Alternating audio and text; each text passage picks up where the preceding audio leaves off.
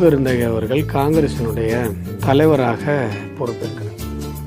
அந்த டைமில் ஏதாவது ஒரு சேட்டலைட் சேனலில் அவருடைய 1-to-1 இன்டர்வியூ எதுவும் பார்த்தீங்களா? இது எனக்கு ஞாபகம். நீங்கள் பார்த்துருக்க மாட்டீங்க, ஏன்னா அவர் கொடுக்கல, எந்த சேனலில் அவர்கிட்ட கேட்கல. ஆனால் இப்போது தந்தியில் ஒரு ஹரி எடுத்துருக்காரு, நல்லா எடுத்துருக்காரு. இந்த இன்டர்வியூக்காக தான் அவர் அண்ணாமலையை டார்கெட் பண்ணார். புரியுதா?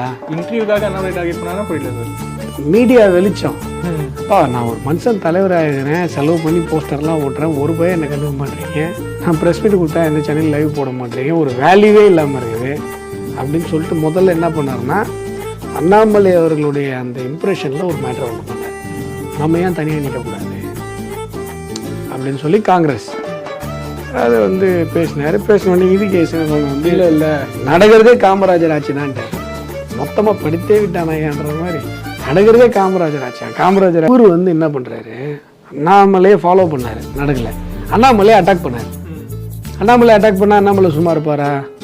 திருப்பி ஹெவியாக அட்டாக் பண்ணுவார். அப்போ என்ன ஆகும்? திரும்பி இவர் லைம்லைட்டுக்கு வருவார். லைம்லைட்டுக்கு வரும். அது வந்துச்சு இல்லை, எவ்வளோ சந்தோஷம் பற்றி அந்த பேட்டி கொடுக்கும்போது பேட்டி இருந்துட்டு அவ்வளோதான் மேட்டர். ஆனால் அந்த